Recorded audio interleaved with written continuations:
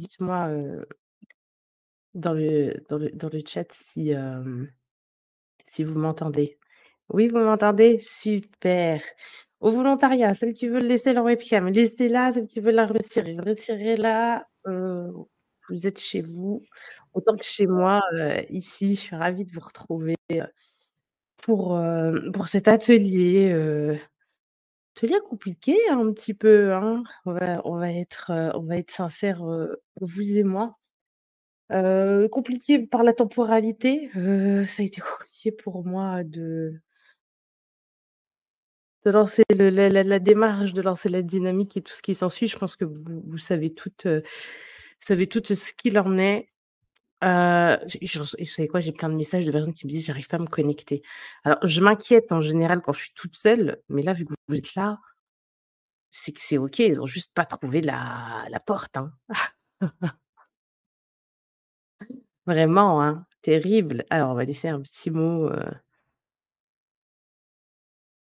alors, bah,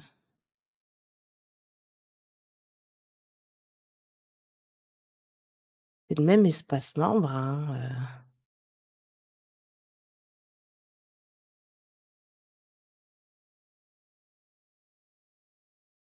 je réponds, à la team bloquée qui comprend pas où il faut cliquer. C'est où qu'on clique?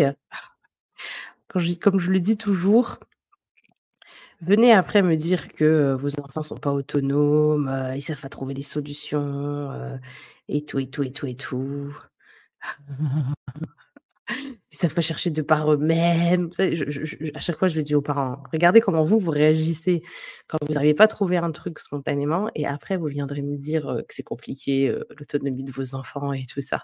Je pense que c'est dans la nature, humaine ou plutôt alors chez les enfants, c'est plus que normal, mais chez les adultes, c'est un choix, hein, de pas creuser, de pas aller chercher, de dire: «Bon, de toute façon, on va me donner la réponse donc let's go». Vous voyez un petit peu ce que je veux dire? Donc je demande à tous les parents d'avoir, beaucoup de bienveillance envers leurs enfants qui, eux, sont en phase d'acquisition de plein de choses dans la vie, et du coup, bah, c'est plus que normal, qu'ils aient besoin de vous pour, apprendre. Comment est-ce que vous vous sentez? Dites-moi. Dites-moi tout, ça m'intéresse. Il y a des gens qui pensent que quand je dis, «Coucou tout le monde, j'espère que vous allez bien» ou «Comment est-ce que vous allez?» que c'est des règles, des règles de bienséance et tout ce qui s'ensuit, sauf que, ben, non, en fait, ça m'intéresse vraiment de savoir comment vous allez. Ouais, vous allez beaucoup me voir regarder vers le bas parce que j'ai l'écran qui est là, la webcam qui est là. Je suis désolée, c'est les gens préfèrent qu'on fasse genre, on les regarde dans les yeux et tout, mais bon là, ça va être un peu compliqué. Donc voilà, dites-moi comment est-ce que vous allez? Comment ça se passe pour vous? Comment ça se passe pour vos enfants? Qu'est-ce qui vous a amené vers comment dire? Cet atelier un peu particulier, j'ai reçu pas mal de questions. Alors à Team Replay, je sais que vous allez être, là à fond parce que vu le nombre de personnes qui se sont inscrites et de messages pour lesquels on m'a dit: «Je regarderai le replay» et tout ça, je sais qu'on va avoir une deuxième vague de questions après par la Team Replay, donc je vais essayer de répondre au maximum. Hem, En fait, cet atelier, je l'ai réfléchi, de sorte à vous donner des clés qui sont vraiment importantes selon moi, dans mon point de vue, en tout cas de la vision de la parentalité, parce qu'on nous donne beaucoup de conseils, de clés, de choses à faire en fait avec nos enfants, de choses à dire plutôt à nos enfants, donc apprendre à communiquer. Donc il faut pas utiliser la négation, il faut pas, dire ceci, il faut pas dire cela, patati patata. Mais j'ai rarement vu des conseils, concernant, comment dire ça? Concernant en fait l'environnement dans lequel on doit mettre sa famille pour amener des moments d'échange, qualitatifs. Moi je sais que c'est toute une stratégie, entre guillemets, hein, que j'ai mise en place et tout ce qui s'ensuit et hem et je sais que c'est hyper important. Donc cet atelier, c'est pas, comment faire, pour régler, les problèmes, machin et tout, mais plutôt dans quel contexte familial doit-on se mettre pour pouvoir régler les tensions, les problèmes et tout ce qui s'ensuit. Donc, j'espère qu'il vous sera d'une grande utilité, inch'Allah. Merci pour ton atelier. Ah, bon, bah, je suis avec plaisir, vraiment, avec Camille, hein. On fait semblant que tout va bien. Oui, bah, c'est un petit peu ça. Je pense pas que ce soit le bon terme. Je suis très très à cheval, hein, sur les choix des mots. Ça, celles qui me suivent depuis un moment, qui suivent mes programmes et tout, vous le savez. Hem, je pense pas qu'on fait semblant que tout va bien, mais, on a en tant qu'être humain un peu une résilience qui nous pousse à avancer quand même malgré tout et malgré nous. Parce qu'on pourrait tous être dans notre lit à déprimer, à se dire, «Je ne peux rien faire» et tout ce qui s'ensuit. Mais on a cette résilience, hein, qui nous pousse à trouver des motivations pour avancer et c'est pour ça, hein, que cet atelier d'ailleurs, a lieu. Parce que pour moi, il était essentiel de vous proposer quelque chose en fait comment dire? D'utile pour vous et pour vos familles parce que, bah, oui, je sais très bien que c'est une période compliquée, hein. Voilà, j'ai eu cet après-midi une discussion avec, 2 de mes enfants, hein, donc ouais, celle qui a bientôt 15 ans, hein, et celle qui en a 12. Bah, pour donner des détails, des explications, des contextes historiques et tout ce qui s'ensuit, parce que, bah, elles sont en âge d'avoir plus d'informations, hein, que les plus petits pour comprendre, vous savez, le contexte sociopolitique et tout ce qui s'ensuit et tout, donc c'était un petit cours historique accéléré, mais c'est essentiel. Alors, ça a été compliqué pour moi de rester, dans ma casquette de parents, comment dire? Alors de parents «enseignants» entre guillemets, parce que ça fait partie, hein, des enseignements, hein, de la vie et à un moment j'ai craqué totalement. Vraiment, je vais pas vous mentir, j'ai craqué totalement et effectivement, bah, oui, on ils se sont dit: «Ah oui, là, si maman elle craque et maman est dans cet état-là, c'est qu'il se passe quelque chose de particulier». Mais les règles, restent les mêmes sur l'encadrement et tout ce qui s'ensuit. Ils se sont bien rendus compte durant ces derniers jours que j'avais une énergie différente, que, le rythme était différent et tout ce qui s'ensuit. Donc quand j'ai vu que ça commençait à alors les plus grands, pour eux, c'est OK, hein, ils savent et tout ce qui s'ensuit, les discussions ouvertes, on les a déjà eues. Mais voilà, celles qui sont sur la période, intermédiaire, elles étaient un petit peu plus, en disant: «Tiens, qu'est-ce qui se passe?» Et il y a eu un truc, en fait. Il y a eu un truc, c'est vous allez dire que c'est drôle, mais enfin, que c'est un détail, mais en réalité, moi, je sais. C'est-à-dire qu'on a une organisation qui fait que quand c'est l'heure du goûter, en général, je suis dans ma pièce principale pour travailler. Je suis, au niveau de mon bureau. Au niveau de mon bureau, dans ma chambre pour, toute seule, ouais et en fait, c'est toujours le même qui vient, pour me demander si je veux prendre goûter avec eux ou s'ils veulent que je ramène un goûter ou si j'ai besoin de quelque chose et tout ce qui s'ensuit parce que, bah, voilà, ils ont un petit peu leurs petites organisations et celle-là, c'est l'une des, bah, des 2 avec qui j'ai eu la discussion qui est venue qui m'a dit, «Maman, «Tu as pas mangé ce midi, tu veux quelque chose?» machin et tout donc j'ai senti en fait dans la demande que c'était pas la même demande que d'habitude et qu'elle s'est rendue compte qu'il y avait quelque chose qui était pas dans la même énergie et à ce moment-là, bah, voilà, je réponds obligatoirement au c'est voilà, ça réveille quelque chose chez moi parce qu'on a tellement notre routine que quand la routine change, c'est très souvent révélateur d'un besoin en fait qui est caché, derrière l'enfant et c'est la même chose pour leur comportement un peu, moi j'appelle ça comment dire? Et alors vous savez quand votre enfant a un comportement inapproprié, quand votre enfant fait quelque chose, qui ne répond pas au code social et tout ce qui s'ensuit, bah, voilà, ne vous mettez pas en colère, en premier lieu parce qu'en réalité, l'enfant qui a un comportement inapproprié, c'est un enfant qui essaie maladroitement d'exprimer un besoin.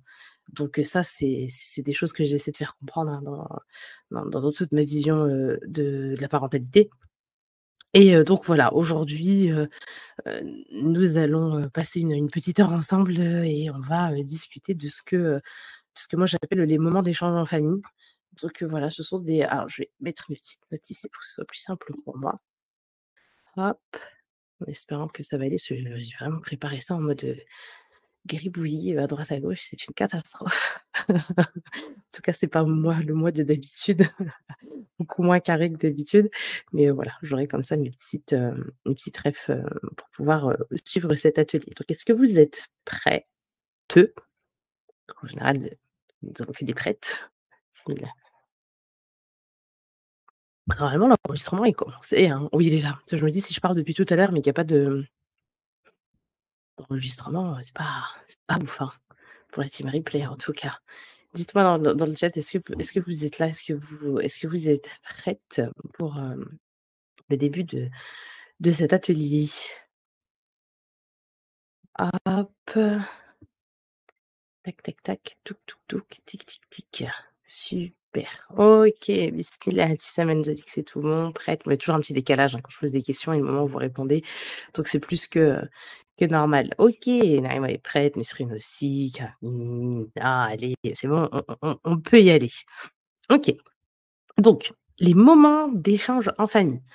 Je vais essayer, de ne pas, dire moment d'échange en famille, non-stop dans l'atelier, donc je parlerai des MEF. Donc MEF, moment d'échange en famille. Alors des fois je dis MEF, des fois je dis MEF. C'est un petit peu comme ça que je les appelle, au quotidien. Donc si vous entendez MEF ou MEF, vous savez que ce sont les moments d'échange en famille. Donc qu'est-ce que c'est qu'en fait un moment d'échange en famille? Ah et bien un MEF, c'est un moment qui est planifié toutes les semaines, pour échanger avec, votre structure familiale, quelle qu'elle soit. Donc les enfants, le conjoint ou juste les enfants s'il n'y a que les enfants. Voilà, ce sont des moments un moment privilégié qui est prédéfini, dans lequel on, se concentre sur, le fait de trouver des solutions aux problèmes que rencontre la famille. C'est une fois par semaine, ça dure entre 15 et 30 minutes et c'est planifié à un jour spécifique. C'est dans l'agenda familial, c'est tel jour à telle heure, c'est une réunion de famille que tout le monde respecte, sauf vraiment cas exceptionnel de grande urgence qui fait que, mais vraiment voilà, c'est quelque chose qui doit être pris très, très au sérieux si vous voulez que ça fonctionne. Donc à quoi ça sert? Et ben, en fait, ça sert à apprendre à apprécier tous les membres de sa famille de façon positive. Pourquoi? Bah, parce qu'en fait, des bugs familiaux, il y en a tout le temps, dans toutes les familles. Mais si on n'apprend pas à en tirer des leçons ou à trouver des solutions ensemble, bah, ça finit par devenir des sources de conflits en réalité. Donc le MEF, ça permet en fait, à chacun d'apprendre à s'apprécier de façon positive et ça nous permet aussi, bah, comme je vous l'ai dit, de se concentrer ensemble sur la recherche de solutions et en fait, ça va faciliter, les compétences, en fait, sociales nécessaires à vos enfants pour qu'ils puissent s'épanouir, dans un groupe. Parce que la recherche de solutions, plutôt que de rester focus sur un problème dans notre vie d'adulte, c'est bien plus qu'essentiel. Est-ce que vous êtes d'accord avec ça? Dites-moi. Donc en fait, avec ces moments d'échange en famille, vous allez apprendre à vos enfants à acquérir ces compétences sociales pour, leur avenir, inch'Allah. Oui, bah, bien sûr, Camille dit: «Bah, bien sûr, c'est évident». OK. Donc il y a 4 objectifs essentiels qui structurent un petit peu les MEF. Donc le premier objectif, c'est le fait de s'apprécier les uns les autres, de se remercier aussi et aussi de se faire des compliments. On va développer tout ça, après en détail. Le deuxième objectif, c'est s'aider les uns les autres, l'entraide.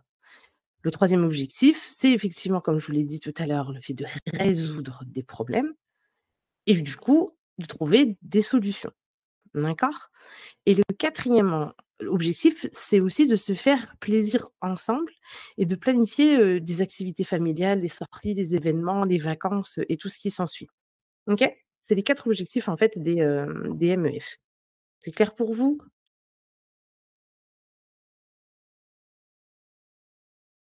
Je voulais dire tout à fait. Oui, il y a pas de souci, t'inquiète, on a compris. OK. Donc les MEF, ça a énormément de bénéfices, vraiment. Ça permet, numéro un, de développer le sentiment d'appartenance et d'importance. Si vous connaissez ce qu'on appelle la pyramide de Maslow, vous savez que, le besoin d'appartenance au groupe, c'est quelque chose de fondamental dans le développement, le bon développement en tout cas de l'être humain. Eh bien, c'est l'un des besoins, auxquels répondent les moments d'échange en famille. D'accord? Pour ceux qui connaissent déjà, celles qui ont déjà suivi, l'atelier sur les bases de la parentalité ferme et bienveillante, bah, ça va vous permettre d'avoir un cadre privilégié pour développer ce que je vous avais appelé, les 7 perceptions, et compétences essentielles. de la discipline, fermée bienveillante, donc celles qui ont déjà suivi cet atelier, vous savez de quoi je parle. Bah, le MEF, c'est vraiment un cadre, privilégié pour ce truc-là. Donc ça, c'est une petite parenthèse pour celles qui ont déjà suivi cet atelier. D'ailleurs, si vous avez déjà suivi l'atelier, dites-le moi dans le chat que je sache, celles qui ont suivi l'atelier de la parentalité fermée bienveillante, pour savoir s'il y a certains détails que je peux, zapper ou s'il faut vraiment que je développe certains détails, essentiels. Oh, il y a quelqu'un qui tousse. Mmh, toussez fort en plus, dites donc. OK. Donc un autre bénéfice des MEF, c'est, bah, d'en fait, de favoriser une atmosphère, familiale qui va plutôt, vous savez, être axée sur, la coopération, des enfants et même des adultes, hein, des uns avec les autres, plutôt que de rester dans une compétition malsaine, hein, qui anime, certains schémas familiaux et des enfants, hein, qui naturellement rentrent dans des compétitions malsaines parce qu'en fait, c'est l'énergie des adultes autour, en fait, qui ne se rend pas compte de ça et qui, parfois même envenime sans s'en rendre compte, cette énergie. Donc là, avec les MEF, on va favoriser les atmosphères, qui vont plutôt être axées, coopération. Ça va permettre aussi d'apprendre à exprimer la gratitude. Vraiment. Le fait d'alterner, comme ça des compliments et des remerciements les uns avec les autres, fait que ça va, réveiller chez nous, en fait, spontanément, le fait de ressentir de la gratitude. OK? Apprendre à s'apprécier, c'est bien et surtout apprendre à apprécier des choses que l'on a l'impression parfois d'acquises. Il y a des choses pour lesquelles on ne remercie même plus nos enfants parce que, bah, ils le font naturellement et tout le temps, donc ça fait partie d'un acquis, donc on ne remercie plus son enfant pour ce genre de choses. Vous voyez? Donc les MEF, vu que c'est 1 fois par semaine, ça permet, d'alimenter, vous savez, les remerciements et la gratitude que l'on a, les uns avec les autres. Donc comme je vous l'ai dit aussi, ça permet de trouver ensemble des solutions, aux problèmes qui sont récurrents, hein, dans le quotidien de la famille et le fait d'utiliser la créativité de chacun des enfants, ça peut vous aussi vous faciliter la vie et vraiment enrichir la recherche. Vraiment, hein, c'est quelque chose qu'il faut vraiment pas minimiser. Les enfants ont parfois des idées que nous, on n'a pas du tout. Donc nous, on est là en tant que parents à dire: «Enfin, il faut que je trouve une solution, nanani nanana». Bah, faire participer vos enfants, je peux vous assurer que c'est très, salvateur, parfois. Voilà. Ça permet aussi de transférer des compétences acquises, vous savez, d'un enfant à l'autre. Un enfant qui a lui, plus, de facilité à exprimer de la gratitude, envers les autres, bah, le fait de le faire, peut aider celui qui a plus de mal à avoir un transfert de compétences et à reproduire ce qu'il voit. Vous voyez? Donc ça, c'est aussi hyper important et ça permet aussi de renforcer les les valeurs familiales, tout ce qui est, les traditions, heu, familiales, bah, avec le fait de respecter, les points de vue, les points de vue de chacun. Parce que très souvent, enfin, en tout cas, je l'espère, inch'Allah, je vous ferai peut-être un retour dans 10, 20, 30 ans, j'en sais rien, qadarallah. Mais en tout cas, une famille qui met en place des MEF, de façon très, optimisée et qui a, des enfants, qui vont kiffer, hein, le MF et qui vont se rendre compte que ça leur a été utile, ont de grandes chances de pouvoir reproduire ça, derrière, avec, leur propre famille, inch'Allah. OK? Les MEF, ça permet aussi de, comment dire?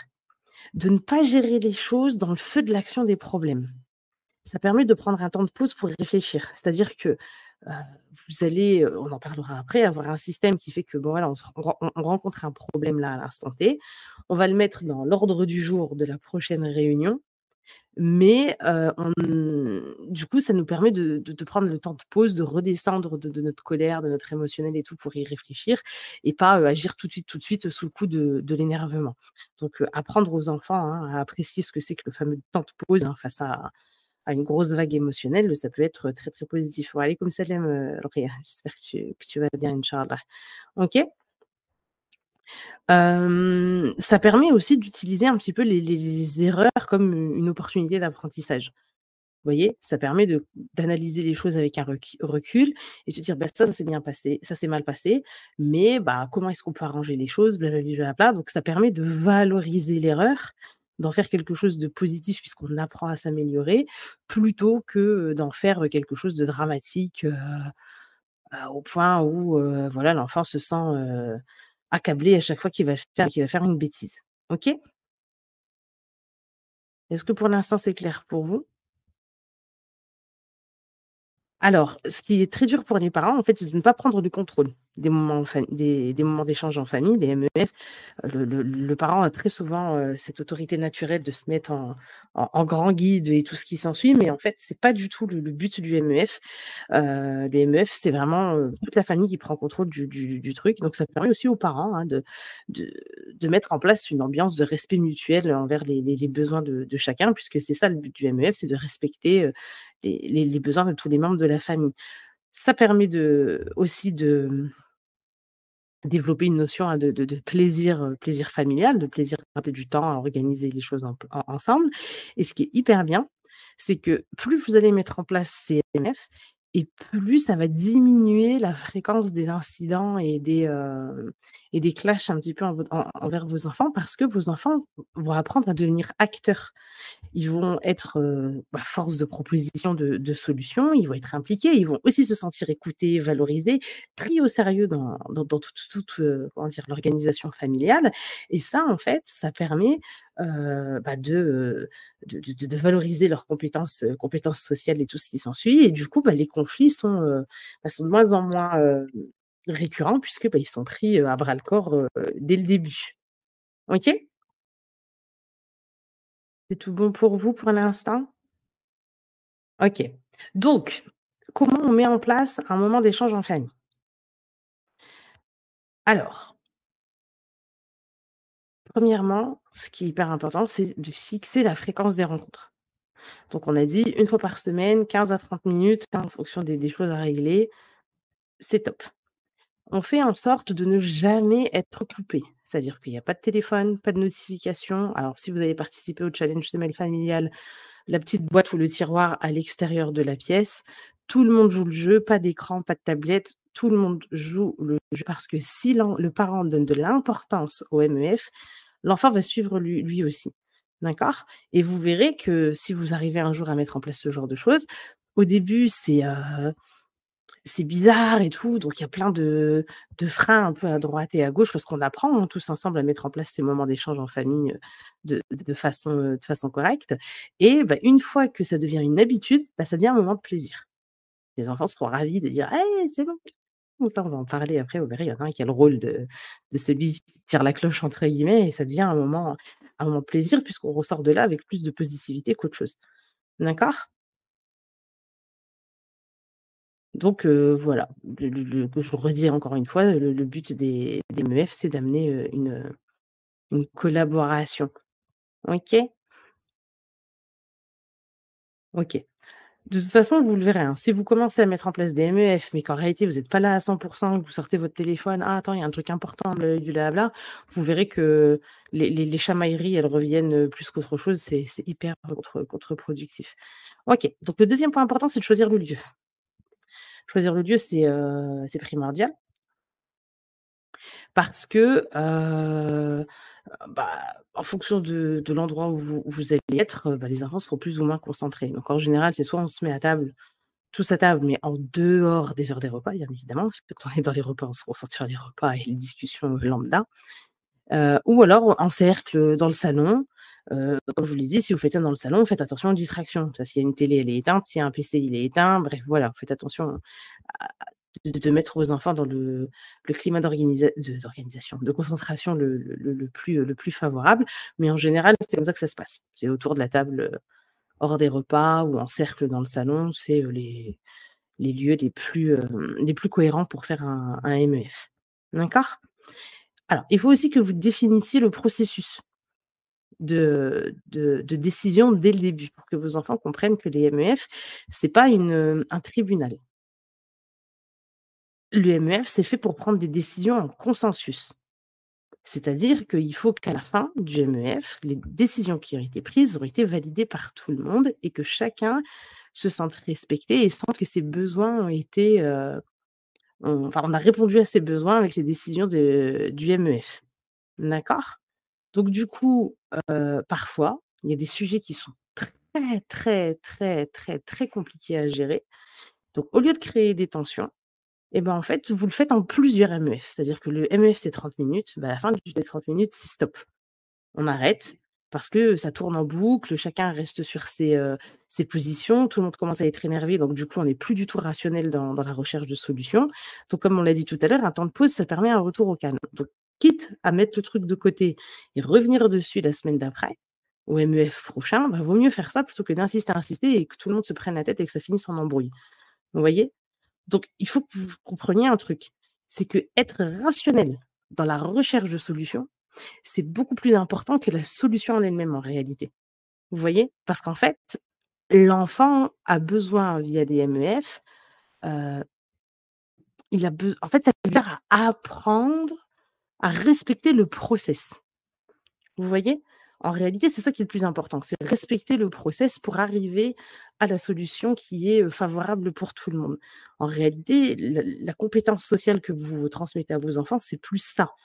Vous voyez? Donc concentrez-vous sur le fait de respecter les étapes de recherche de solutions parce que, bah, voilà, c'est ça qui est le plus important. Évitez tout ce qui est vote à l'unanimité. On a dit qu'on travaille sur des consensus. Le but est que chacun ait trouvé et enfin, qu'on ait trouvé une solution qui corresponde à tout le monde et qui respecte les besoins de chacun. Parce que si vous faites des votes, vous allez accentuer les désaccords dans la famille, vous allez créer des clans envers vos enfants et du coup, bah, c'est une catastrophe, en fait. Vous voyez? Parce qu'en fait, si on doit voter, ça veut dire que la famille, elle est pas capable de trouver un accord qui va être bénéfique pour tout le monde, qui est pas capable de se donner du temps pour ça et tout ce qui s'ensuit. Donc, vous voyez? Oui, OK, on est passé à autre chose, il y a eu une décision et tout ça. Vous allez léser certains de vos enfants et l'information que vous allez transmettre derrière, elle est plus que négative. Ça, c'est hyper important. Est-ce que vous aviez déjà réfléchi à ça? Est-ce que parmi vous, il y en a certains qui mettent en place le vote, à main levée, à majorité à décider, et compagnie et tout ça? Moi, je sais que je l'ai fait, hein, au début de ma vie de maman et c'était catastrophique, hein, finalement, hein. Ça a pas du tout aidé. Ça m'a aidé moi à passer très vite à autre chose, ça c'est un fait, mais ça a pas du tout aidé la cohésion familiale, bien au contraire, ça crée des clivages et des clans.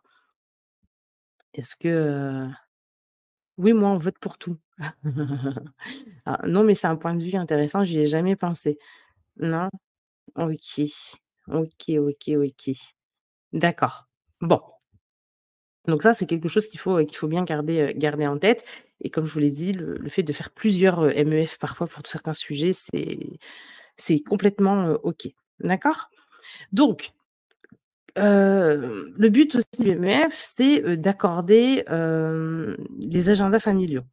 Vous allez pendant les MEF, accorder, tous vos agendas, c'est-à-dire, les activités, les obligations de chacun, organiser, la vie familiale, vous savez, les activités qu'on doit faire ensemble ou pas, blablabla. Ça permet à tout le monde d'être, au diapason de tout ce qui est censé se passer sur la semaine qui va se dérouler et ça évite les: «Ah oui, j'ai oublié, il fallait que, blablabi blabla» et ça permet aussi de mettre un bon équilibre entre les contraintes et les moments de plaisir. Vous voyez? MEF, c'est moment d'échange en famille. Vous regarderez le replay, hein, celles qui ont raté le début. Donc vous voyez, ça vous permet en fait de voir devant vos yeux parfois que: «Ah ouais, effectivement, il y a tout ça, tout ça, tout ça de trucs relous. Ouais, bah, il faudrait peut-être qu'on ajoute aussi du ça de moments sympas pour, que les enfants ils pètent pas un câble non plus», vous voyez? Ça permet de visualiser, le truc parce que nous, en tant que parents, on a la tête dans le guidon, on avance, on avance, on avance et on se rend pas compte en fait de certaines choses. Parfois, nos enfants subissent notre rythme et le fait d'accorder comme ça les agendas d'une semaine à l'autre, bah, ça permet d'avoir une vraie visualisation du rythme en fait dans lequel on embarque, on embarque nos enfants, habituellement. OK? Donc comment se déroule un MEF? Alors, quel genre de choses sont abordées durant les MEF? On verra, ça c'est le genre de questions qu'on verra à la fin de l'atelier. Je vais vous laisser un bon moment, hein, pour me poser des questions et tout ce qui s'ensuit. OK? Donc du coup, si j'y ai pas déjà répondu, après, des fois vous voulez aller plus vite que la musique. Donc comment est-ce que ça se déroule en fait un MEF? Bah, en fait, il y a des rôles. Il y a des rôles à avoir. Vous allez avoir, le président, le meneur de cérémonie, tout ce que vous voulez. Hem, à partir de 4-5 ans, ils adorent faire ça. Ah, ils adorent être le président. Le président, c'est celui qui va appeler tous les participants pour démarrer le MEF.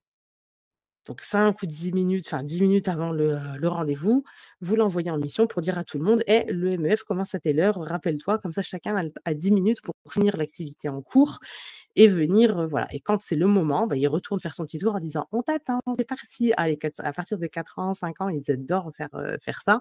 Donc il y en a qui l'appellent le meneur de troupe, puis il y en a qui l'appellent le président, bref, vous donnez un nom comme vous voulez, hein, pour ce rôle-là. Et en fait, c'est lui qui va débuter, la réunion, et la réunion, elle va commencer par quelque chose de positif.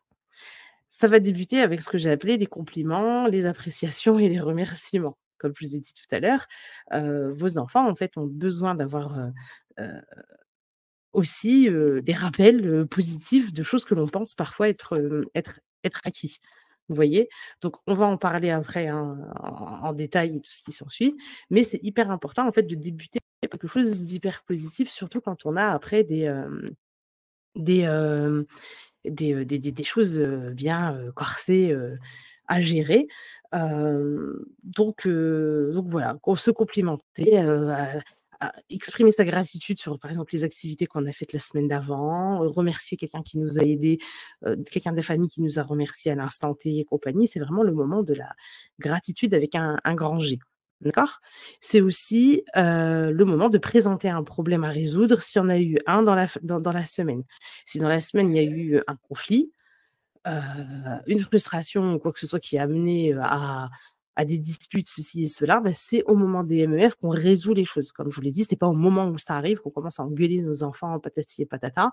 Si c'est pas quelque chose de vital, où l'enfant ne s'est pas mis en danger à l'instant T, et compagnie et tout, et ben, on peut attendre le MEF pour remettre ça en place, et même si c'est quelque chose où l'enfant s'est mis en danger, on fait un petit point à l'instant T, mais on met ça à l'ordre du jour du MEF pour voir ça avec le recul nécessaire, hein, du temps de pause dont on a parlé tout à l'heure. OK? Je vous conseille, moi, d'avoir un outil, quel qu'il soit, que vous allez choisir, ou peut-être un outil, peut-être un stylo à l'instant T, ou un outil qui servira à ça, qui sera le bâton de parole. Donc voilà, celui qui a le bâton de parole, il y a que lui qui parle, et il le passe aux autres pour s'exprimer les uns après les autres. Ça évite, de se parler les uns sur les autres, de se couper, patati et patata. Vous voyez? C'est le maître du temps aussi. Parfois, il y en a un qui est à l'extérieur, qui est le maître du temps, et qui va dire: «Bon, bah, toi, tu as le bâton de parole depuis trop longtemps, je le transmets aux autres et derrière». OK? Donc ça, c'est un peu le rôle du président. OK? C'est lui qui gère tout ça. Donc on a dit, il appelle les participants, il débute avec les compliments, il présente le problème à résoudre, s'il y en a un à l'ordre du jour, et c'est lui qui passe le bâton de parole entre les uns et les autres. Ça, c'est le rôle du président, et quand ils sont petits, ils sont capables de le faire, sans aucun problème, avec l'aide, bien évidemment, d'un adulte, qui est là pour les soutenir, mais à partir de 4-5 ans, ça, ils peuvent le faire sans problème. Ensuite, le secrétaire. Donc là, ce secrétaire, c'est celui qui sait écrire, bien évidemment, hein. Donc ça tourne, hein, d'un MEF à l'autre, c'est jamais le même qui le fait. Donc lui, il va noter les problèmes qui sont discutés, il va noter les décisions qui sont prises, et il va faire un compte rendu. Je vous conseille vivement d'avoir un cahier familial où vous allez mettre toutes les comptes rendus de vos MEF. Parce que autant qu'on a des albums photos de souvenirs, machin et tout ce qui s'ensuit, je peux vous assurer que les comptes rendus de vos MEF, X années plus tard, vous allez les relire et ça va vous faire mourir de rire, et vos enfants aussi. Je pense que c'est un très, très bon souvenir, de famille, d'avoir, le cahier de compte rendu, des MEF, en tout cas compte rendu familial. OK? D'accord? Donc, le fameux tour de compliments, qu'est-ce que c'est? Donc au début, on commence par, compliments et remerciements. Donc chacun va faire un compliment ou un remerciement à chaque membre de la famille. Au début, si c'est pas quelque chose que vous avez l'habitude de faire, si vous êtes dans une famille où les frères et sœurs ont tendance à se balancer des piques et compagnie, à se rabaisser et tout ça, ça va être très chelou. Parce qu'on n'a pas l'habitude de se faire des compliments, de se remercier et tout ce qui s'ensuit dans ce genre de famille, et c'est là, en fait, que les parents doivent intervenir et commencer, et donner, l'exemple. aux enfants, bah, voilà, je remercie, tel parce que tel jour, il est tu venu avec moi alors que c'était pas prévu, tu m'as aidé pour faire les courses, tu as porté des sacs avec moi, donc je te remercie. Donc vous voyez, des détails, mais peut-être qu'à l'instant T, vous étiez tellement dans le speed que, bah, vous avez pas eu le temps de remercier votre enfant parce que c'est normal que nos enfants nous aident, dans ce genre de tâches au quotidien. Mais le MEF, ça permet de, voilà, se dire: «Ah bah oui, il faut quand même que je le remercie» parce que même si c'est un peu aussi, son rôle de faire tourner la machine familiale, bah, j'ai en tant que parent, l'obligation aussi de remercier sur ce genre de choses. Si vraiment c'est compliqué au début, parce que, bah, comme on l'a dit, hein, les enfants, ont un peu de mal, au début, si, ils sont plus dans des relations de conflit et tout ce qui s'ensuit, bah, vous pouvez mettre un petit pot, en famille, avec des petits papiers à côté où, les enfants pendant toute la semaine, s'il leur arrive un truc où ils disent: «Ah bah tiens là, j'aurais peut-être dû remercier, machin et tout ça et je l'ai pas fait», bah, ils le notent sur le petit pot et ils le mettent dedans et lors de la réunion, du MEF, bah, il y en a un qui va les sortir un par un et qui va les lire et puis l'enfant va me dire: «Ah bah oui c'est vrai, il s'était passé ça, j'avais oublié, patati patata». D'accord? Alors le mettre du temps, est-ce qu'il faut mettre un chrono ou vaut mieux éviter? Bah, vaut mieux éviter parce que si, l'enfant a besoin de s'exprimer, lui mettre un temps limité, c'est le brider et ça va frustrer plus qu'autre chose, vous voyez? D'accord? OK. Donc donc comme je disais, voilà, un petit papier dans la semaine pour mettre des petits moments de gratitude, quand ou alors même s'il voit quelque chose envers un autre frère et sœur ou entre un des enfants, un frère et une sœur et le parent, s'il est témoin ou l'enfant ou vous, vous êtes témoin de quelque chose, où il devrait y avoir une, remerciement ou expression de gratitude les uns envers l'autre, bah, vous pouvez le noter aussi dans ce papier et puis, bah, donner du coup cet exemple aux enfants. Dire: «Bah, tu as vu tel jour, telle heure, ton frère il a fait ci, il a fait ça avec toi et tout. Bah, on le remercie, voilà, on le remercie et tu devrais le remercier aussi, pour ça» et les enfants vont apprendre comme ça à avoir, à savoir comment exprimer, la gratitude. Vous voyez? Le but, c'est, que le parent, amène cette dynamique. Dans les moments de gratitude, surtout comme je vous l'ai dit au début, quand on est dans une famille, on n'a pas l'habitude de faire ça. Faites attention, parce que vous allez sortir un petit bout de papier en disant: «Ah bah, tu te rappelles, ton grand frère, mardi, il t'a aidé à faire ton exercice de maths. Donc faudrait que tu le remercies, que tu le remercies par rapport à ça». Le petit va me dire: «Oui, oui, bah, je remercie et tout, mais mercredi, il m'a embêté quand je jouais avec mes voitures». Alors ça, non. C'est des choses à régler après dans les problèmes, mais il y a pas de «mais» pendant les moments de gratitude. Les moments de gratitude, c'est 100 gratitude. Après, on réglera les problèmes s'il y en a. OK? Donc le «mais», «oui, mais», on oublie. Parce que le «oui, mais», ça annule ce que vous avez dit, ce qu'on a dit avant. D'accord? Ça pareil, vous aussi, hein. Quand votre enfant vous dit, «Oui, bah, j'aurais bien aimé faire ci, ça, machin et tout», puis vous allez dire: «Oui, mais, nin bah, si vous dites: «Oui, mais», bah, ça veut dire qu'en réalité vous avez dit: «Non». Ce que tu as dit, vous le réfutez en fait, ce qu'il a dit. Donc faites attention au «oui, mais», ça fait beaucoup de dégâts, et tout ça. Donc il y a le fameux ordre du jour. Donc c'est des points à aborder. Il f Alors si vous avez ce cahier que je vous conseille, hein, le cahier de MEF, familial, bah, vous avez une page qui est ouverte où vous allez noter, tout au long de la semaine, les points en fait qu'il faudra aborder pendant le MEF, donc les problèmes à aborder et du coup, ce qui est bien, c'est que vous allez les avoir dans l'ordre chronologique et du coup, vous allez pouvoir revivre la semaine jour après jour avec les enfants. Donc ou c'est ce cahier-là, ou c'est une feuille que vous allez coller sur le frigo, que vous allez mettre sur le meuble dans l'entrée, j'en sais rien, bref, mais qui sera ensuite collé, dans le cahier familial. OK? Ensuite, on a dit quoi? L'ordre du jour. Bon, alors, comment est-ce qu'on recherche des solutions par rapport aux problèmes et tout? Ça, j'ai envie de vous dire que c'est un atelier complet qu'il faudrait faire encore en parallèle. Donc, comme je vous l'ai dit, là, on n'est pas dans le, comment, dialoguer, échanger, blablabla pour, trouver la solution, mais comme je vous l'ai dit au début, cet atelier, c'est comment créer le contexte favorable à la discussion. Donc, ça, ouais, ça, il y a trop de choses à dire. Ce sera sûrement un autre atelier pour comment l'animer, en fait, ce fameux MEF.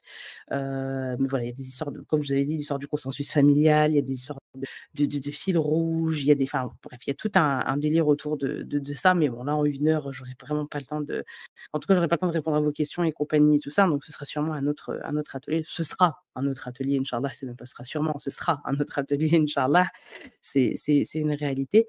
Donc On avait parlé du fait de planifier les agendas et tout ça, d'accord?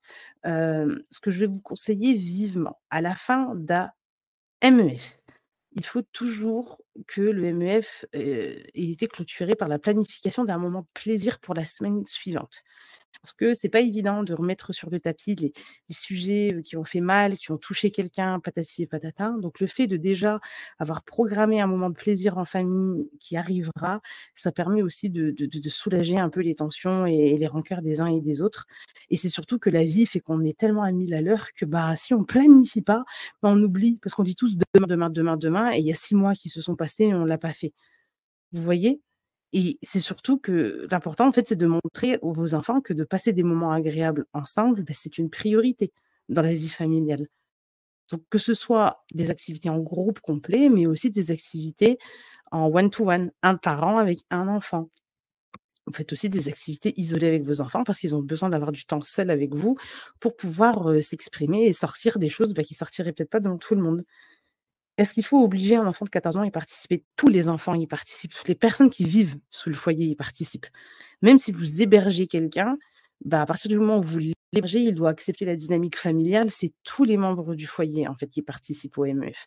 Les 2 parents participent au MEF.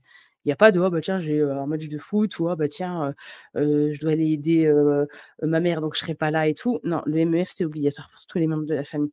L'organisation familiale, des activités et tout, s tourne autour des MEF. Vous voyez? C'est tout le monde, il y a pas d'exception. Ensuite, je disais quoi?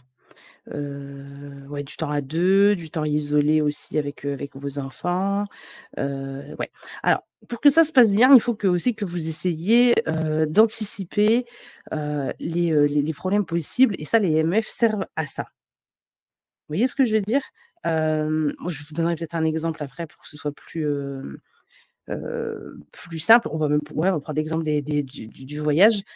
Si on part en vacances avec les enfants et parfois on a des appréhensions en tant que parent et ben, les MEF, ça permet d'anticiper, en fait, les difficultés qui pourraient arriver face à un événement et anticiper déjà les solutions et compagnie et tout ça puisque chacun se sera exprimé. Vous voyez ce que je veux dire? Parce que entendre et prendre en compte dans la planification d'une sortie, d'un week-end ou des vacances et tous les envies de chacun, bah, c'est la clé, en fait, pour que ce soit un plaisir. Parce que si on ne prend pas en considération les besoins et les envies de chacun, bah, c'est là, en fait, qu'on va générer de la frustration. Donc il y en a qui vont kiffer et d'autres non. Donc le fait d'anticiper les difficultés possibles et puis d'imaginer tous les moyens pour les éviter, bah, ça va favoriser le fait que l'événement soit, très coopératif et qu'il y ait une joie un peu, partagée envers tout le monde. OK? Donc on va prendre l'exemple, d'un voyage, on part en vacances une semaine, où vous voulez, allez, on va où en vacances pendant une semaine avec nos enfants? Sortez-moi une destination là dans le chat, comme ça je vérifie que vous êtes pas endormis. Allez, dites-moi. Bismillah. Allez, allez, 10 jours en Malaisie, c'est parti. Fatima a dit 10 jours en Malaisie. On part 10 jours en Malaisie, donc c'est super, ou à Tanger ou à Barcelone, comme vous voulez. Donc les parents, disent: «Ouais, mais avec les enfants, laisse tomber, ça va être compliqué, le voyage et l'avion et sur place, ils vont s'engueuler, patati patata». Donc on est déjà en train de se projeter dans le fait que ce ne sera pas quelque chose d'agréable. Est-ce que ça vous parle, ça ou pas? Bah oui, grave, bien évidemment. Et ben, le MEF va vous permettre d'anticiper les fameuses difficultés. Donc, vous avez parlé avec les enfants, donc on prend l'exemple, voilà, MEF en famille. OK, écoutez, heu, c'est cool en fait qu'on fasse un voyage de 10 jours tous en Malaisie, mais nous, en tant que parents, si vous vous chamaillez, si vous plaignez toutes les 3 secondes, vous vous prenez la tête et compagnie, ça va pas être agréable.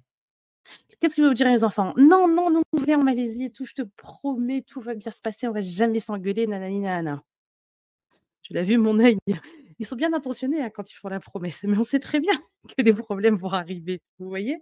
Donc le MEF va vous permettre de lister tous les moments qui pourraient gâcher le voyage pour les parents, mais aussi toutes les choses qui pourraient gâcher le voyage selon les enfants. Vous voyez? Donc par exemple, voilà, les parents vont dire, «Oui, alors, les enfants, vous laissez traîner vos affaires partout et compagnie, donc on va louer une maison, on va être à l'hôtel et ça va être infernal. Oui, mais vous vous disputez tout le temps entre vous, avec nous et compagnie, donc c'est pas agréable. Oui, vous mangez, des bêtises, vous mangez à n'importe quelle heure et compagnie, on n'arrive pas à gérer les repas, c'est des vacances et tout, c'est n'importe quoi. Oui, alors vous demandez trop d'argent de poche pour faire des trucs et compagnie et tout, à un moment, c'est pas gérable pour nous. Oui, bah, en plus, je me retrouve à porter 3 ou 4 valises parce que tu as pris plein d'affaires pour rien et puis moi, j'ai pas envie de que l'aéroport, ce soit relou. Heu, Si vous avez des ados, oui, bah, oui, vous partez toujours comme ça à droite à gauche sans nous prévenir, et tout ça, donc nous, ça nous génère du stress et on peut pas profiter de notre journée. Ou vous vous couchez beaucoup trop tard, donc vous vous levez trop tard et on peut pas faire des activités.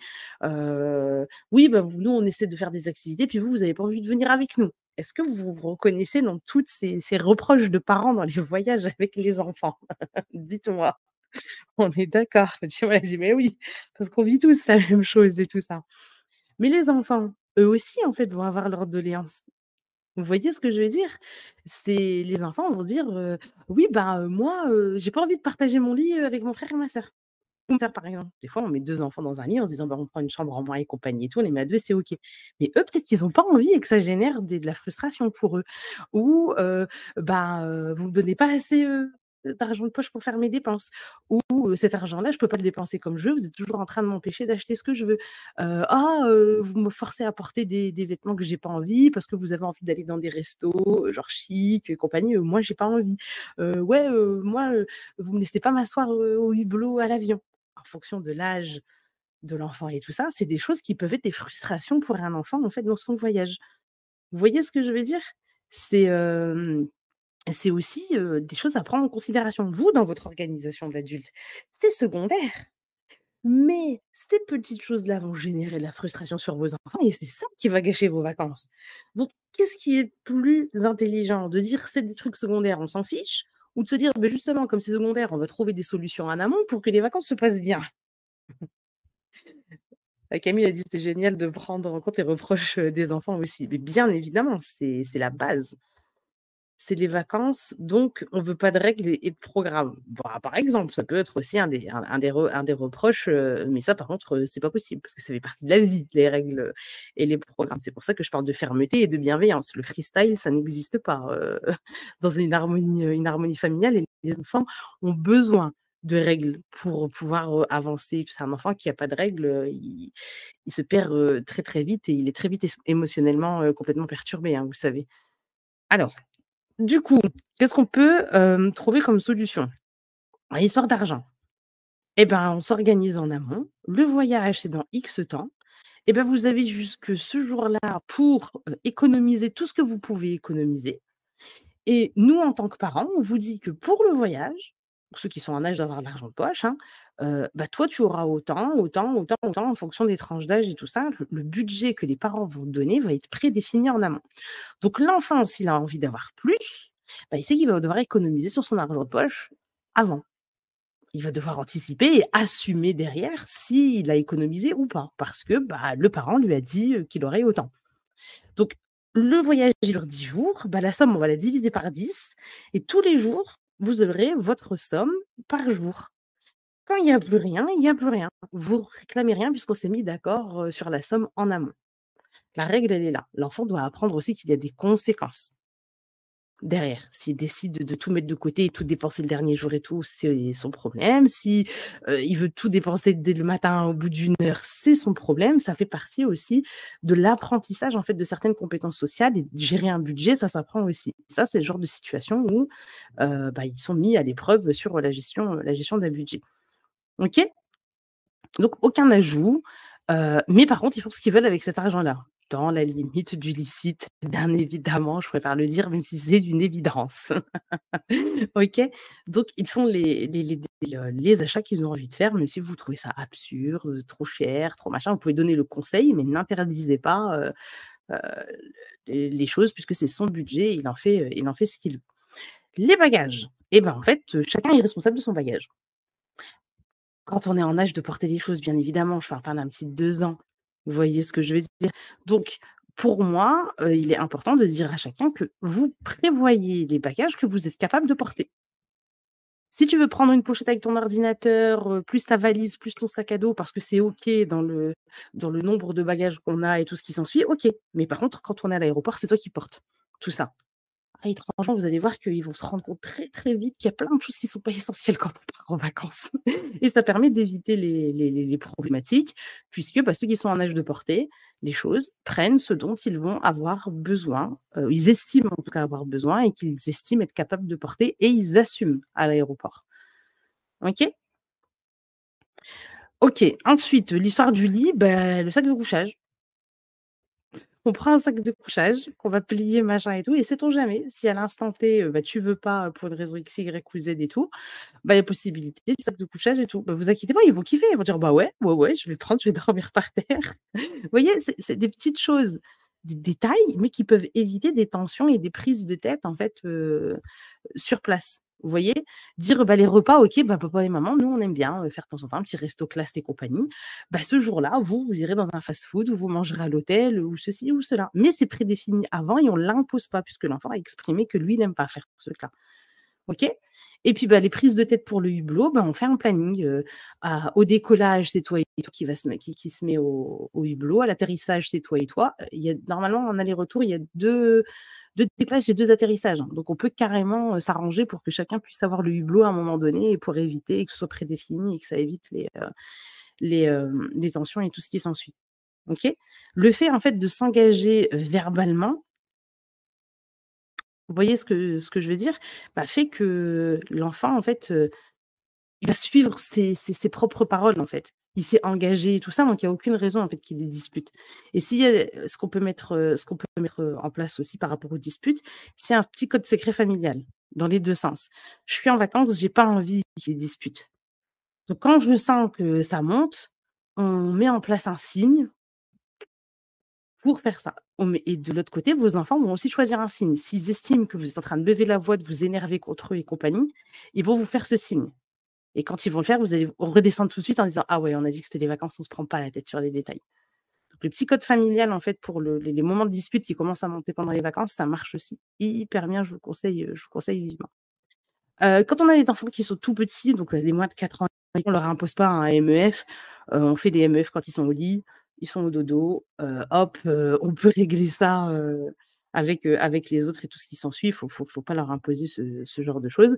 Mais après, dès qu'ils ont 4 ans, 4 ans et plus en fonction, hein, du développement, des enfants parce qu'un enfant et l'autre, n'est pas identique. Mais voilà, 4-5 ans, ils peuvent intégrer, et tout ça, en étant, par exemple, hein, comme on a dit, hein, le président là qui ouvre la cérémonie, mais ils sont aussi, très, intéressés, hein, par le fait de participer pour donner son avis, et donner, sa recherche de solutions et compagnie. Ils sont très, très créatifs là-dessus.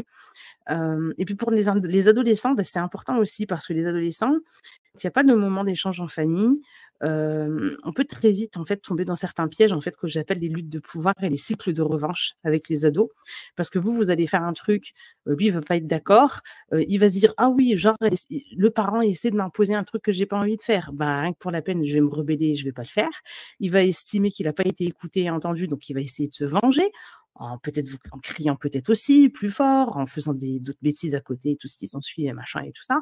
Et c'est des boucles, en fait, infernales dans lesquelles les parents rentrent avec leurs ados sans s'en rendre compte parce qu'en fait, c'est juste un souci de communication.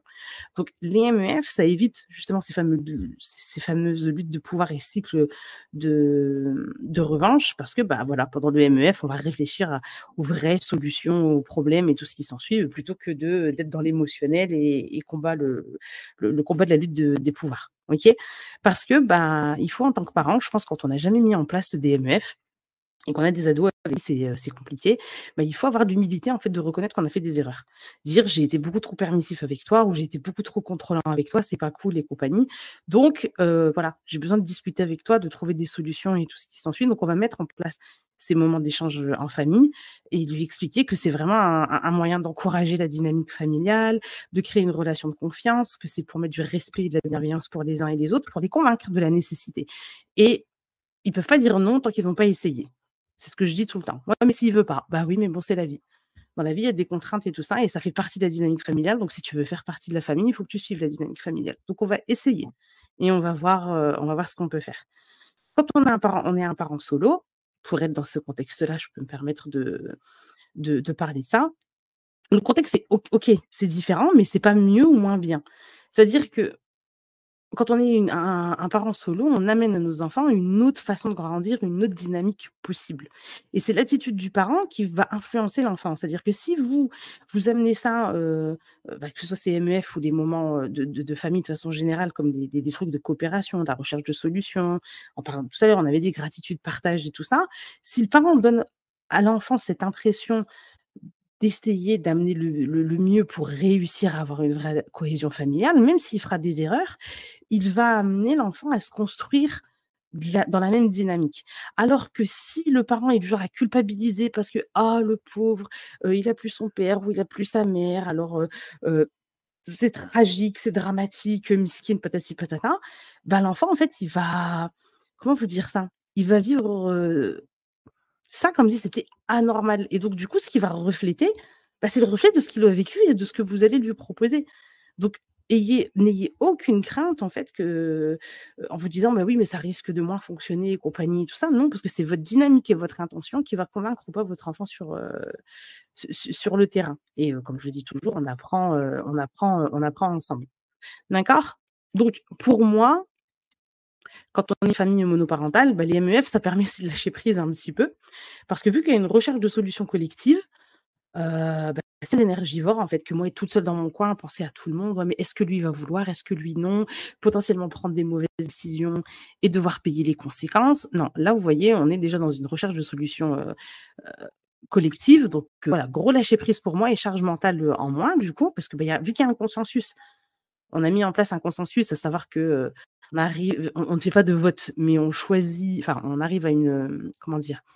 On arrive à une solution qui respecte les besoins de chacun, bah, ça fait déjà beaucoup de stress en moins sur le après et c'est surtout que vu qu'il y a la dynamique de une semaine après l'autre, bah, ça ramène un rythme qui est beaucoup plus sain, en fait, dans le quotidien. On se dit pas que tous les jours on va se prendre la tête, puisqu'en réalité, on va attendre les MEF pour trouver des solutions et comme je l'ai dit au début et je le répète parce que c'est super important, l'enfant a besoin de ressentir ce sentiment d'appartenance, d'importance et de confiance en soi. OK? Des petits plus qui peuvent être, hyper intéressants, aussi, à ajouter, pour amener une petite dynamique super cool, en famille, c'est de choisir une petite devise familiale. Tous les mois, on choisit un petit slogan qui existe ou un truc qu'on a inventé qui sera le slogan d'ouverture et de clôture du MEF. Alors ça peut être, une devise connue genre «Un pour tous, tous pour un», vous voyez? Des trucs comme ça ou des choses, qu'on va inventer, une petite phrase comme ça, un petit slogan familial qu'on va se répéter en début et en fin d'MEF pendant un mois, donc chacun, hem, va pouvoir le choisir, en fonction de, comment dire? En fonction de l'âge des enfants et tout ce qui s'ensuit et tout et c'est surtout en fait un but de réflexion. C'est-à-dire que quand vous avez des enfants qui ont un certain âge où ils peuvent écrire, s'exprimer et tout ce qui s'ensuit, parce que quand ils sont tout petits et qu'ils savent s'exprimer, vous pouvez les aider. En fait, c'est bien en fait toutes les semaines d'avoir un petit moment, enfin tous les mois en tout cas, d'avoir au moins une fois un petit moment où sur une feuille en fait chacun va un petit peu s'exprimer sur le sens de cette fameuse devise en fait, à ses yeux, et tout ça. Donc c'est cool en fait d'amener un petit truc comme ça hyper positif et enjoué, qui va, consolider un petit peu la famille. D'accord? Alors Malika dit: «Ou un hadith». Alors, les hadiths pour moi c'est à part. C'est vraiment quand tu vas faire tes cours religieux et compagnie et tout ça parce que ou, que tu vas avoir des discussions et tout ça avec les enfants et tout, c'est important et tout. Les MEF, je préfère que ce soit quelque moi je trouve que ça marche mieux avec les enfants quand c'est quelque chose de drôle, de dynamique et compagnie, alors je dis pas que les hadiths sont pas, dynamiques et tout ce qui s'ensuit, hein, mais vraiment que ce soit quelque chose de spécifique aux MEF qui reste au niveau des MEF. Mais après si vous voulez faire ça de cette façon-là, faites-le si ça fonctionne avec vos enfants. Je suis personne pour dire il faut faire ou il faut pas faire. Moi j'ai mes préférences. D'accord? Donc on le change tous les mois comme on a dit et la première semaine, bah, on va écrire, bah, comme je t'ai dit le fameux «Un pour tous, tous pour un» là qu'on connaît, si vous avez lu, Les Trois Mousquetaires.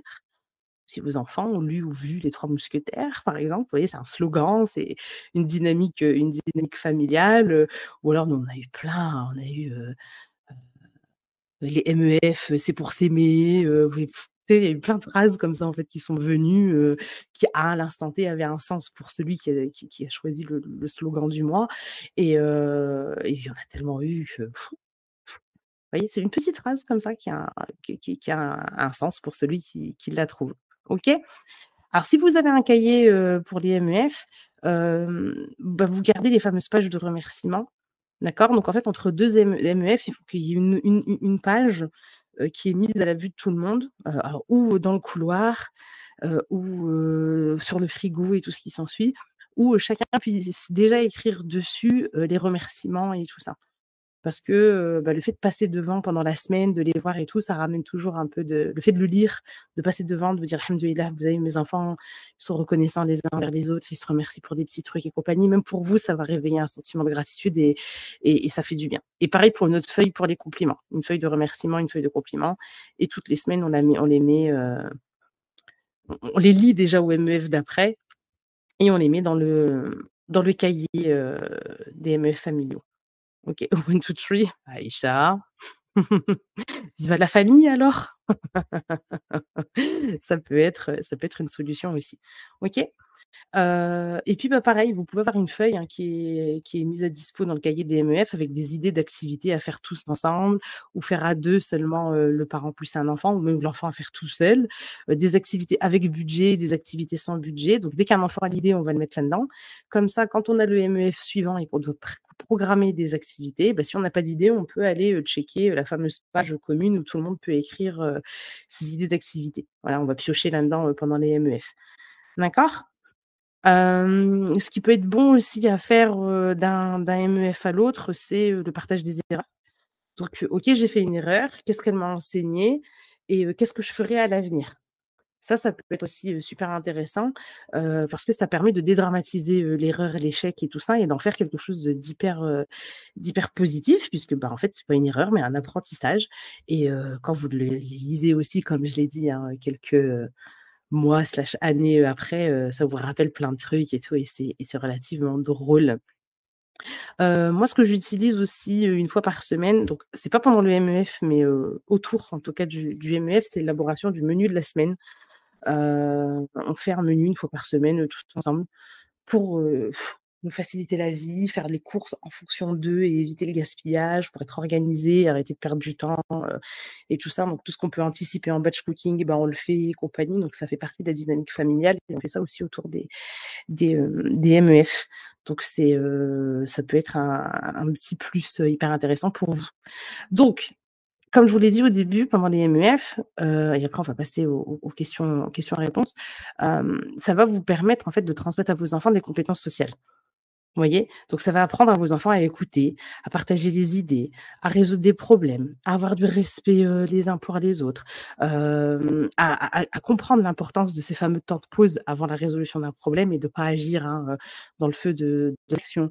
Ça va lui apprendre l'empathie, à, avoir de l'intérêt pour l'opinion des autres, à être coopératif, à être responsable, d'assumer en fait les responsabilités des engagements qu'il a pris, heu, de savoir choisir des solutions qui vont être respectueuses pour les uns et pour les autres, développer le fameux sentiment d'appartenance, et puis comme je l'ai dit, juste là, apprendre à utiliser comme des opportunités d'apprentissage qui vont les aider à avancer plutôt que de les freiner. Donc ça, c'est, quand même, des compétences sociales qui sont indispensables quand on est adulte et ben, à force de le faire comme ça une fois par semaine pendant 15 ou 30 minutes, bah, c'est comme ça que vos enfants vont emporter ces compétences-là, pour eux, dans leur future vie d'adulte et pour vous, en fait, en tant que parent, ça va vous permettre, en fait, d'éviter la fameuse lutte des pouvoirs puisque, bah, voilà, là, on va être, plutôt dans un partage, le contrôle, en fait, on va le partager entre tout le monde. La coopération, c'est ça, c'est partager le contrôle respectueusement en fonction de chacun. Donc ça va favoriser aussi, bah, l'autodiscipline, vous voyez? Et puis, vous allez aussi écouter vos enfants d'une façon, qui va les inviter eux-mêmes à écouter. Voilà, je t'apprends comment t'écouter et en te le faisant, bah, toi, tu vas pouvoir écouter les autres aussi de cette façon. Vous voyez? Donc le partage respectueux des responsabilités aussi, puis garder des bons souvenirs, des bonnes traditions familiales comme ça, inch'Allah, si plus tard ils ont des enfants, ils diront, «Oui, bah, votre grand-mère, elle m'a appris à blablabli blablabla» et ça perdurera de génération en génération, inch'Allah et et voilà. Le but, c'est d'être un exemple, hein, dans ces fameuses compétences-là, pour que, bah, eux puissent les acquérir et puis les transmettre, inchallah, à leurs enfants plus tard. Voilà tous les conseils que je peux vous donner autour des moments d'échange en famille. C'est des choses qui sont entre guillemets «évidentes» quand on les dit, mais auxquelles on ne pense pas spécialement. Hem C'est une dynamique qui est différente quand on n'a pas l'habitude de faire ça. Ouais, c'est vrai que ça paraît, un peu, ouais, donc au début, ça demande de l'investissement en temps, en énergie et tout ce qui s'ensuit, mais une fois que naturel et spontané, je peux vous assurer que ça facilite la vie quand on me dit: «Mais comment tu fais avec 8 enfants à la maison?» blablabla. Bah, j'ai toute une organisation, hein, autour, hein, pour que ça soit tranquille et tout à l'heure, on me disait: «Bah oui, alors, quel genre de problèmes peuvent être amenés pendant les MEF?» Bah, ça peut être, par exemple, souci récurrent au niveau du rangement. «Ah bah oui, bah tiens, je commence un peu à en avoir assez de voir vos affaires traîner un peu partout et compagnie». Au lieu de péter un câble au moment où je l'ai vu pendant je ne sais combien de jours et j'ai rien dit, puis à un moment donné, là, je suis fatiguée ou attristée ou énervée ou quoi que ce soit, donc il y a eu la petite goutte qui a fait déborder le vase, bah, au lieu de péter un câble à ce moment-là sur en disant: «Ah, puis regardez, vous rangez rien, patati patata», bah, ça, je le mets dans le MEF de la semaine d'après. Il y a un souci de rangement. Il faut qu'on trouve une solution, en fait, pour que chacun apprenne à ranger ses affaires. Comment est-ce qu'on peut faire? J'avais lu ça dans un bouquin et j'ai trouvé ça très, très drôle. Il y avait l'exemple d'une famille qui avait mis en place ce système du carton à oubli. La maman, elle en avait ras-le-bol, en fait, de devoir ramasser derrière et compagnie et ils avaient mis en place un carton à oubli dans le garage où à chaque fois que quelqu'un trouvait un truc qui traînait, il devait le mettre dans le carton à oubli. Et en fait, personne n'avait le droit d'aller dans le carton à oubli avant, bah, le fameux moment en famille de la semaine d'après. Donc du coup, si tu avais laissé traîner ton téléphone portable, ton manteau ou ceci ou cela, ça restait dans la boîte à oubli jusqu'au MEF suivant. Et chacun devait se débrouiller pour trouver une solution en attendant de le récupérer. Et il y a des exemples où elle disait, bah, son fils, il avait, laissé traîner ses chaussures, il les avait pas mis dans l'armoire à chaussures, ça a fini là-dedans. Donc du coup, après, il a mis ses baskets et en fait, les baskets, pareil, il les a laissées traîner, quelqu'un les a mis dans la boîte à oubli et puis, bah, finalement, bah, il s'est retrouvé sans chaussures à un moment donné pour aller à l'école et en fait, il était à l'école en pantoufles et pour moi, c'est invraisemblable parce que je suis tellement, à ce moment-là, braquée sur, le jugement des autres autour et compagnie que moi, je me dis: «Mais jamais de la vie, j'aurais mis ça en place». Mais en fait, c'est les enfants entre eux qui ont dit: «Bah, tu as plus tes chaussures là, tu as plus tes chaussures là, bah, tu as qu'à mettre tes chaussons», tu vois? Et en fait, après, bah, il y a eu plusieurs trucs. Oui, par exemple, il y a eu la petite, une fois qu'elle avait pas, accroché son manteau, donc c'était en plein hiver, elle a dû mettre 2 pulls ou 3 pulls, l'un sur elle pour aller à l'école et compagnie et tout. Et à un moment donné, les enfants d'eux-mêmes, au MEF suivant, ils ont dit: «C'est plus possible, en fait, c'est plus une solution, en fait, de faire ça». Donc il faut qu'on trouve une autre solution. Donc du coup, il y avait encore la boîte à oubli, mais ils avaient mis à côté une petite tirelire où chaque enfant devait mettre 10 centimes pour pouvoir récupérer ce qu'il avait mis dedans et quand la boîte, elle était vide, bah, ils faisaient, une sortie, ils allaient manger une glace avec leurs parents, ceci et cela.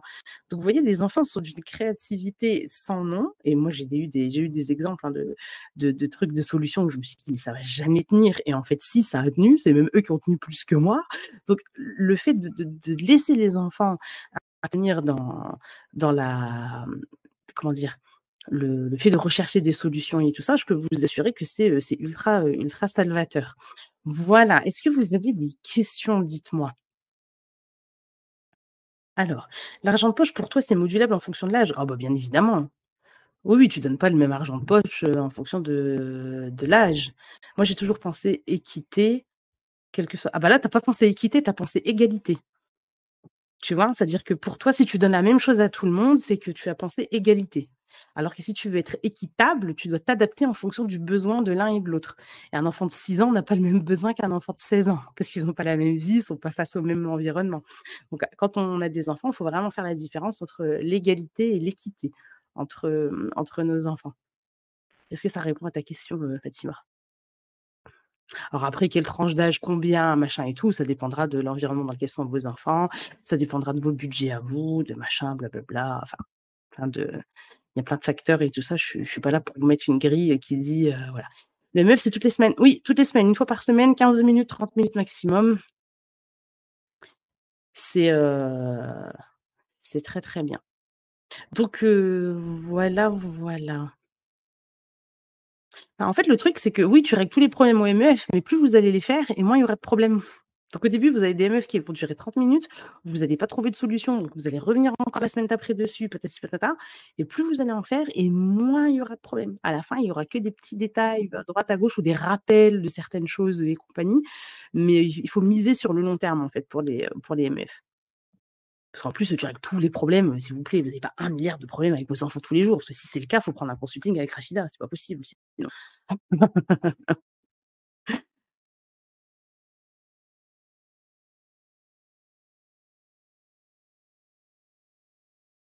Et tu parlais d'autres moments à mettre en place, c'est-à-dire?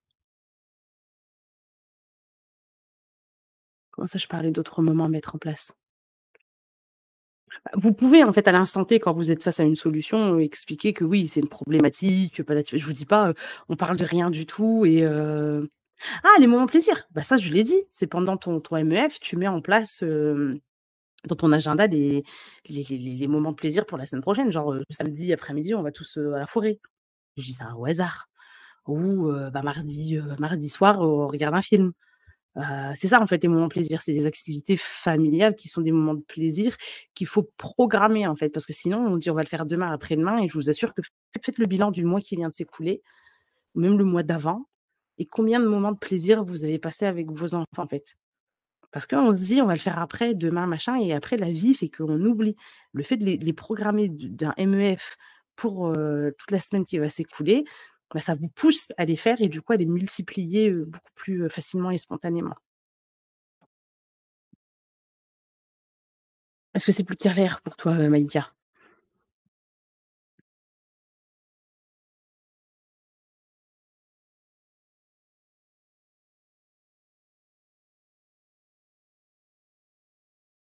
OK. Allez-y, OK. Alors, on peut parler des conflits de jalousie juste la dynamique familiale. Bah, non, tous les conflits. Bah, alors la jalousie va impacter la dynamique familiale. Donc bien évidemment, les problèmes de conflit, les engueulades, les jalousies, tu pas le droit de toucher les stylos, les crayons de couleur de ton frère et tu les as pris, voilà, tous ces petits trucs-là, voilà, MF. Les MF sont recommandés avec juste 2 enfants? Bien évidemment. Combien de moments de plaisir? Eh, faut arrêter d'être, buté, genre et combien je dois mettre de moments de plaisir pour que mon enfant soit content? Vous avez cru que c'était une machine, un jukebox, vous mettez 10 pièces pour que ça s'allume? C'est à vous de voir en fonction de vos besoins, les besoins de vos enfants, votre vie, le temps libre que vous avez en fonction des disponibilités de chaque membre de la famille, des parents et compagnie, hein. Ça, c'est à vous de voir, hein et voilà, bah, c'est à vous de voir. Et pour des problèmes, il faut attendre les MEF, ne pas régler le problème de suite. Bah oui, c'est ce que j'ai expliqué en fait. L'intérêt du MEF, c'est de ne pas régler le problème tout de suite, parce que vous allez être dans l'émotionnel et vous allez pas être rationnel, donc ça vous permet d'avoir un temps de pause et on règle ça au MEF suivant.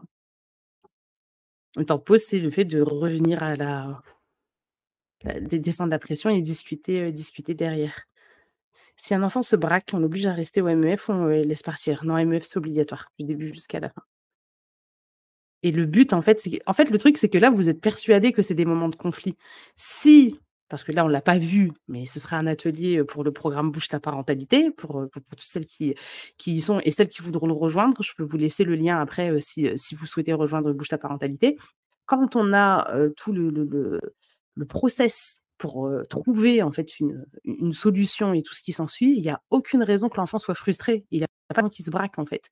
Là, si aujourd'hui dans vos discussions, vos enfants vous braquent, se braquent, c'est parce que vous n'avez pas la bonne méthodologie et vous êtes plus dans le fait d'imposer, votre autorité d'adulte et oui, l'enfant va se braquer parce que moi, quand j'ai un adulte en face de moi qui essaie d'imposer son autorité, je me braque.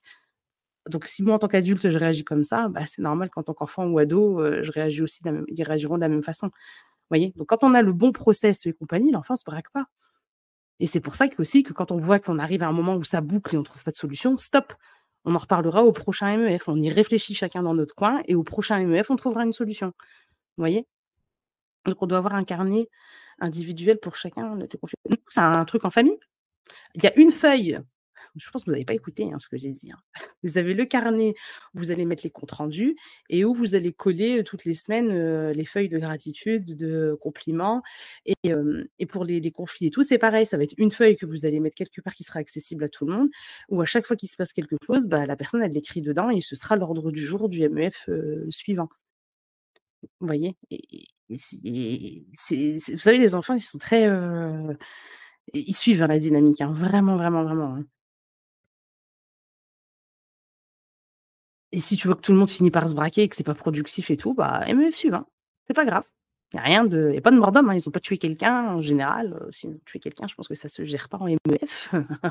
Vous voyez? Donc, il y a pas mort d'homme, on peut régler le truc la semaine d'après. C'est pas un souci. Je pense qu'en faisant, on fera mieux. Comment ça marche? Bah, c'est comme tout, hein, il y a la théorie et il y a la pratique. Voilà. Donc, si vous faites partie de Bouge ta parentalité, il y aura, les ateliers suivants où il y aura le détail de comment, on prend un conflit, comment on gère, comment on trouve la solution, l'histoire des fils rouges et tout. C'est un délire, mais c'est stratégique.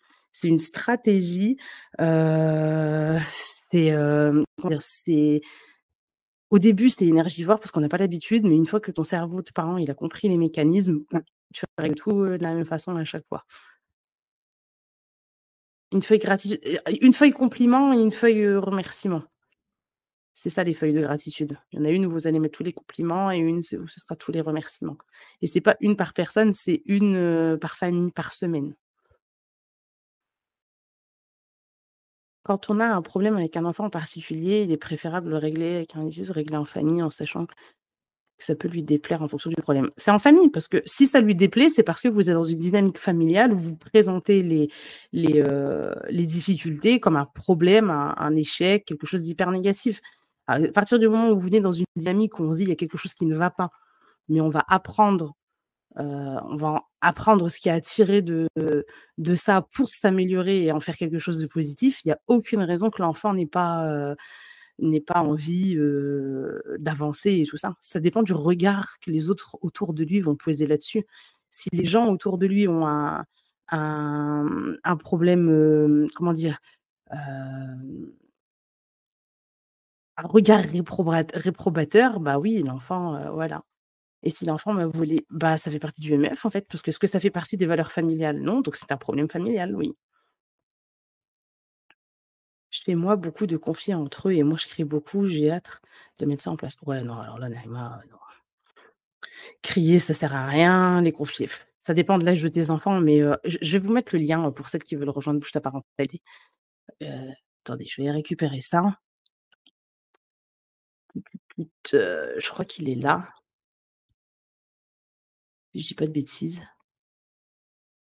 C'est, comment dire? Que j'ai fait moi? Je suis allée sur un site rien à voir. Je me suis dit: «C'est quoi ça?» Je connais pas. En fait, il y a toute une dynamique autour. C'est-à-dire que vraiment le dans Bouge pas ta parent je sais pas, est-ce que dans le chat, il y en a certaines qui sont dans Bouge qui suivent déjà Bouge ta parentalité? Le but, en fait, de ce programme, en fait, c'est de faire comprendre aux parents que c'est à lui d'amener la dynamique pour apprendre à analyser les phases de développement de l'enfant. Le but, en fait, est d'amener une nouvelle paire de lunettes. C'est-à-dire que vous allez avoir des enfants qui vont faire des bêtises, vous allez avoir des enfants qui vont s'engueuler de façon différente en fonction de leur âge, mais vous allez avoir le filtre de la compréhension du développement, bah, déjà cérébral de votre enfant, de ce qu'il est capable ou pas de comprendre en fonction de son âge et comment, les hormones peuvent aussi influer chez les ados. Comment vous, votre positionnement, comment vous, votre façon de vous exprimer va en fait impacter vos enfants parce que votre personnalité impacte celle de vos enfants et c'est un filtre vraiment, de compréhension. C'est un autre monde. Moi, je sais que le monde de la parentalité, hem j'ai appris en fait à l'apprivoiser sur je ne sais combien d'années parce que j'étais en roue libre. Faut dire les choses comme elles sont. J'avais personne pour me guider et tout ça, donc j'ai lu je ne sais combien de livres, j'ai regardé des vidéos, des documentaires, des machins et tout pour comprendre et en je me suis rendu compte que j'avais été moi au début de ma vie de maman complètement à côté de la plaque. Parce qu'il y a des choses où j'avais l'impression que mes enfants faisaient les choses pour me provoquer, pour me tester, comme me le disaient tous les gens de moi, alors qu'en réalité non. C'était juste des phases de développement de l'enfant qui faisaient qu'il passait par certains prismes, par certains comportements répétitifs, parce qu'en fait, il était en train d'apprendre. Par exemple, les tout petits, on a fait un atelier, là-dessus, Camille, je ne sais pas si tu peux témoigner là-dessus, si tu l'as vu de cet atelier-là. C'était un atelier sur les petits, de 1 an à 6 ans et bah, le tout petit quand il a 18 mois, qui commence à toucher tous les trucs puis qu'on lui dit: «Non, non, non» et qu'il continue à le faire en te regardant, bah, il est pas en train de te tester. C'est juste que: «Non, non, non, maman en colère», qu'il lève la voix, il sait pas ce que c'est parce qu'il est arrivé dans un monde où il est en train de tout apprendre. Donc il refait pour essayer de comprendre si la réaction elle est bien provoquée par son mouvement en fait. Il est en train d'assimiler des compétences sociales à ce moment-là. Et si toi, en tant qu'adulte, tu es dans ton émotionnel, ta fatigue, le fait que tu as pas dormi depuis 1 an et demi, que potentiellement dans ta famille on t'aide pas, que tu es fatigué parce qu'il y a des plus grands, patati patata, et ben, tu vas rentrer en fait dans le: «Ça y est, je me mets en colère et patata» et potentiellement faire des choses que tu vas regretter après. Le but de Bouge ta parentalité, c'est de te donner tous ces outils-là, des 1 an jusqu'à l'adolescence, pour savoir comment t'adapter en fonction du développement, de l'âge, et des besoins en fait de ton enfant, à l'instant T. Et c'est une science, hein, faut dire les choses comme elles sont. Je suis contre le côté d'être du parent hyper, strict, machin et compagnie. Je suis contre le parent qui est ultra permissif, youhou, la vie est belle. Il faut jongler constamment, même pas jongler, jumeler constamment la force de la bienveillance, et celle de la fermeté pour pouvoir aider, vos enfants à évoluer, de la façon la plus sereine, inch'Allah. Ouais, Camille, elle confirme. Elle a dit: «Oui, je confirme». Elle l'a vu le replay. J'ai l'impression qu'il teste et moi, je dois être dans un stop et aussi je reproduis malheureusement ce que j'ai connu. Exactement. Je sais, Naïma. Bouge ta parentalité, ça sert à ça, à déconstruire en fait tout ce qu'on nous a transmis, tout ce qu'on a vécu pour te donner, donner une autre dynamique. Ils ont 10 ans, 8 ans et 6 ans. Bon, bah, ça va, ils sont grands, ils peuvent comprendre, tu peux dialoguer avec eux et tout, c'est une très bonne chose. Alhamdoulilah. Ah, Fatima, elle fait aussi partie de la team, Bouge ta parentalité BTP. C'est comme le bâtiment, le BTP, vous voyez? Là, c'est pareil. Là, on va tout on rase tout, on refait des fondations de la parentalité et on reconstruit une harmonie familiale au-dessus. Il porte très bien ce nom, Bouge ta parentalité, c'est du vrai BTP. Ouais, ouais, ouais, ouais, ouais, vraiment. Est-ce que vous avez des questions par rapport à BTP, par exemple, si on est là ou encore par rapport à ce qu'on a vu là? BTP, hein, c'est, un accès, illimité dans le temps. Donc il y a des ateliers qui sont déjà en replay, il y a des ateliers qui sont en live toutes les 2 semaines en moyenne. En tout cas, il y en a 2 par mois et et voilà. Donc on y va, étape par étape sur toute, voilà. Alors ça, ce qu'on a fait là sur les moments d'échange en famille, on va le refaire pour BTP. Il voilà, il y aura 2 parties. Il y aura ce qu'on a vu là, ou alors je vous mets celui-là en replay, en mode: «Allez hop, je me prends pas la tête». Non, je rigole. Je le referai et on refera l'atelier 2 où il y aura le détail, hein, de tout ce qu'il faut mettre en place pour trouver des solutions. L'histoire des fils rouges et compagnie et tout ça, vous allez voir, c'est super intéressant. J'avais pas fait le rapprochement. Camille, tu avais pas fait le rapprochement et tu sais qu'il y a des jeux de mots sur tous mes programmes, les gens le savent pas, hein. Enfin, s'en rendent pas toujours compte. Et Bouge ton quotidien, c'est pas pour rien que je l'ai appelé Bouge ton quotidien parce qu'en fait, c'est BTQ et tout le monde l'appelle Bouge ton cul, en fait. Cet atelier est encore mieux de ce à quoi je m'attendais. Ah, bah, je suis ravie de l'entendre, Camille. Pas de le lire, en tout cas. OK, OK. C'est trop fort les jeux de mots. Ah et tu c'est quand vous êtes à l'intérieur que je vous explique les noms et tout ça et à chaque fois ça fait rire tout le monde. OK, pas de questions? Tout va bien dans le meilleur des mondes? C'est terrible, hein. J'ai toujours des ateliers sans questions où les gens me disent toujours: «Rachida, c'est trop clair». Il y a pas de questions à poser parce que c'est une clarté sans nom. Machallah, je suis ravie. C'était limpide? Parfait. Très clair, il y a plus qu'à mettre en place. Ouais, très clair. Ça, c'est pas magnifique. Que demander de plus? Que demander de plus? OK, heu, bah, voilà, écoutez, s'il y a pas de questions supplémentaires, je ne vais pas vous voler, plus de votre temps. Gardez en tête, hein, que, comment dire? La parentalité, c'est un travail, à temps plein puisqu'on est parent tout le temps. On fait des erreurs et c'est OK. Mais le fait d'apprendre, vous savez, là, j'ai dit: «Mais» non, et le fait d'apprendre à, comprendre, le développement de nos enfants, heu, bah, nous permet de nous améliorer aussi. C'est ce que je veux que vous gardiez en tête, il est jamais trop tard, et que c'est en réalité le changement vient de nous. Quand nous allons changer, nos enfants vont changer. Donc voilà, j'espère que vous garderez bien ça en tête et voilà, étape par étape, petit pas par petit pas, c'est comme ça que les choses évoluent. Les choses à leur place et répéter, ne pas être écouté. Est-ce que dans ta formation, je peux trouver des solutions?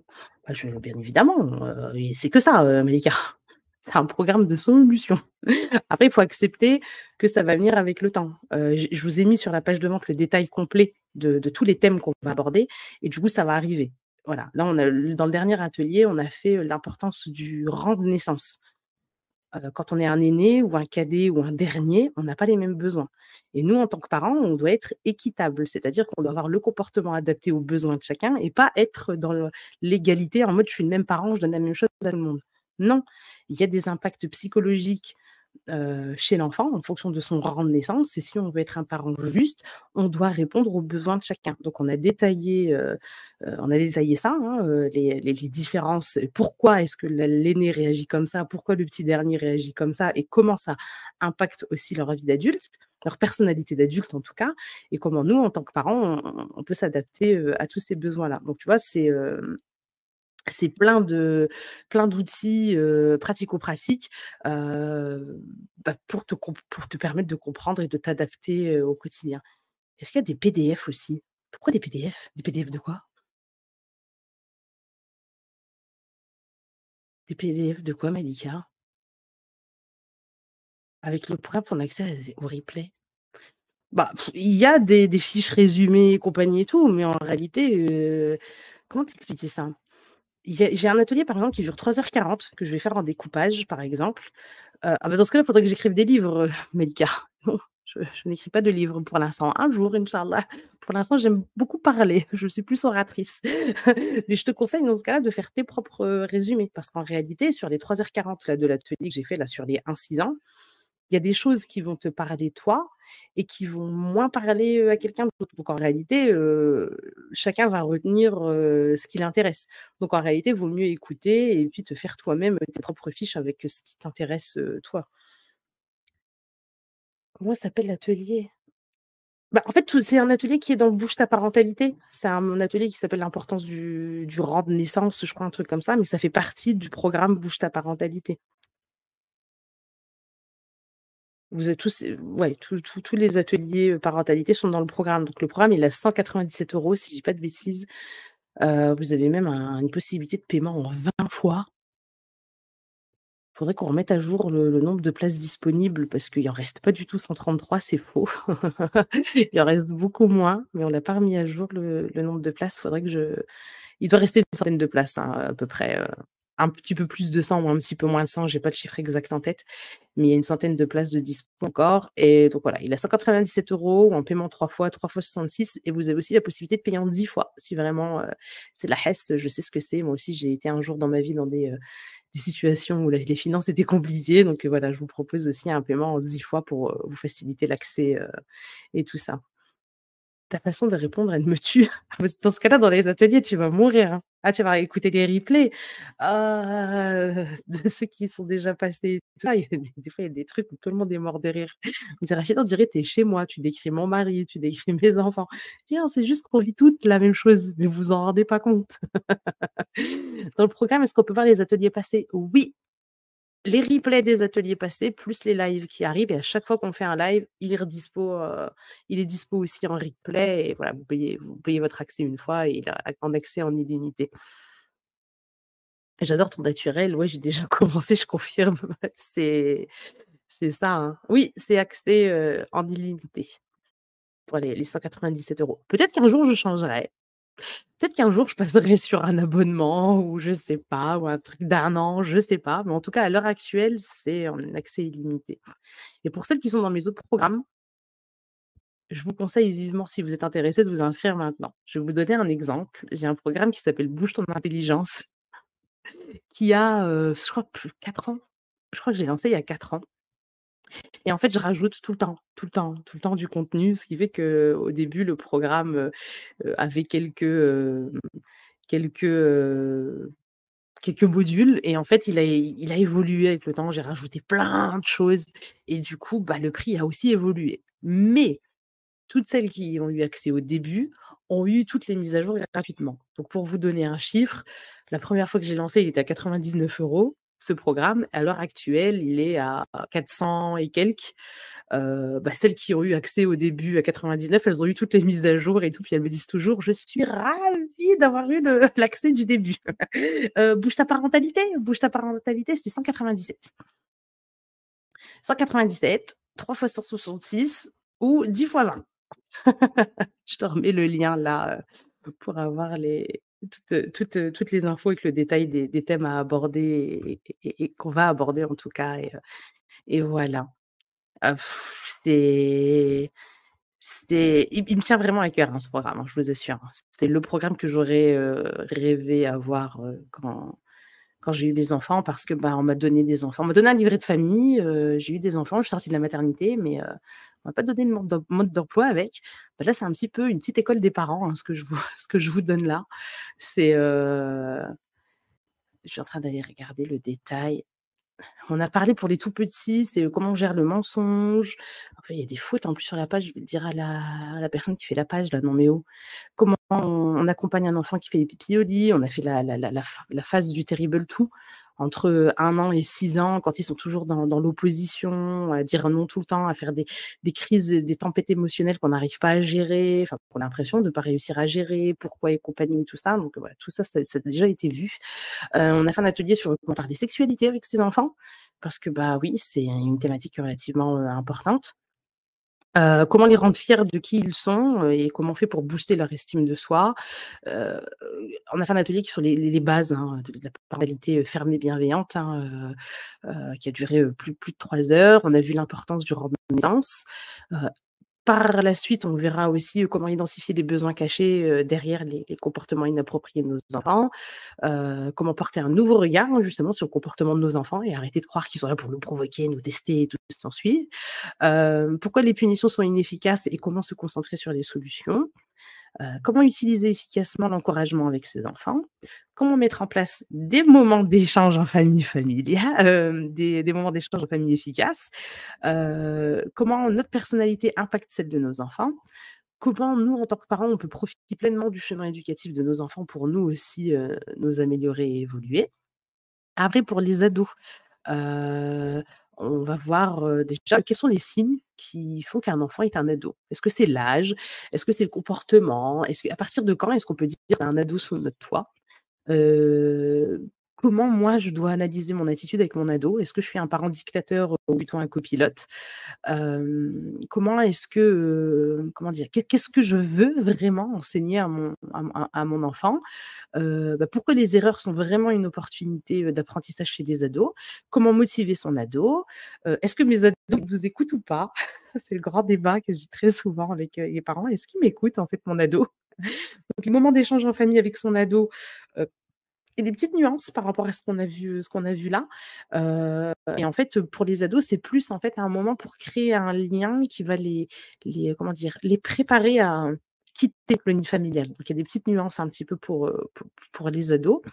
On va parler des compétences socio-émotionnelles des adolescents, comment gérer les écrans, face à des ados hyper connectés et on va parler aussi des conduites à risque de nos ados. Comment, réagir quand nos adolescents, sont un peu trop proches ou franchissent, la petite ligne, qui fait peur. Voilà un peu les thématiques que l'on va aborder. Merci de me préciser l'âge de ton aîné. 19 ans. Mon aîné a 19 ans et le dernier a 6 ans. Donc Tout ça, je suis passée par tout ça. Ouais, elle est née à 19 ans. La story que j'ai faite hier, avec Laïssa, ouais, 19 ans.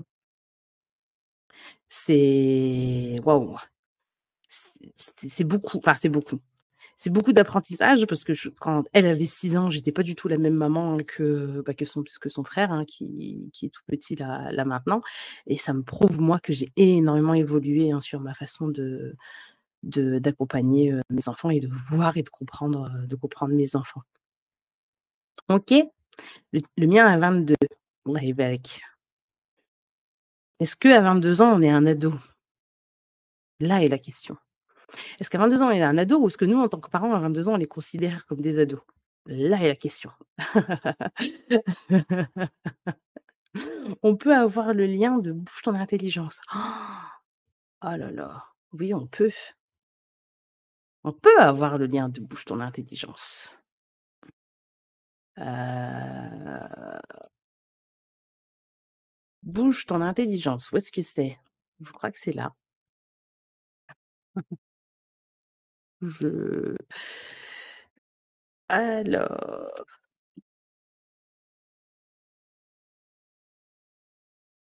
bouge ton intelligence, parce que j'ai mon micro qui est devant mon clavier, je vois même plus où je tape. C'est là, bouge ton intelligence. Ah, j'ai mis un mauvais espace. C'est là, bouge ton intelligence. Voilà, voilà. Est-ce que c'est tout bon pour vous? Est-ce que vous avez après vous pouvez m'écrire si vous avez encore des questions, machin et tout. Je vous Instagram, mail, machin et tout, vous pouvez. D'accord? Nickel.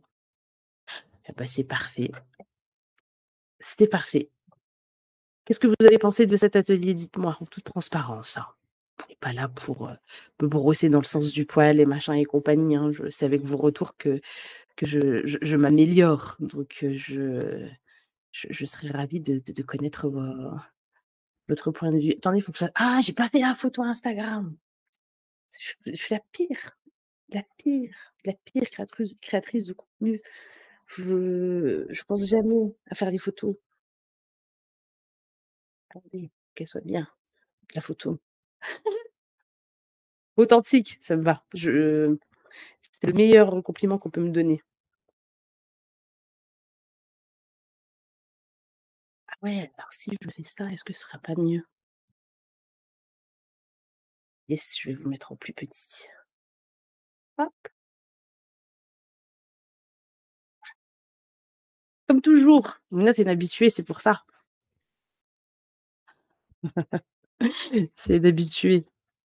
Parfait, c'est bon. Je publierai ça quand j'y penserai, un jour.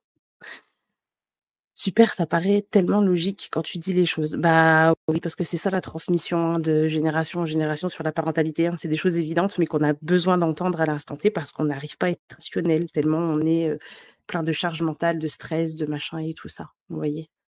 J'invente rien, c'est des choses ancestrales, et tout ça et tout ça. Vraiment sympa à mettre en place, inch'Allah, très enrichissant. Magnifique. Ravie. Je suis ravie de l'entendre. OK, bon allez, on va mettre fin à l'atelier. Je suis dispo, hein, si vous avez, des questions, quelles qu'elles soient, hein, que ce soit sur BTP ou sur cet atelier et tout ce qui s'ensuit. Vous m'écrivez et vous faites un mail, vous m'écrivez sur Instagram. Ça marche mieux par mail, mais par Instagram, ça marche très bien aussi. Et on se dit, à très, très, très, très, très bientôt. Wafiq, avec plaisir, Malem. Très, très bientôt pour un nouvel atelier, inch'Allah. D'accord? Allez, salam alaikum.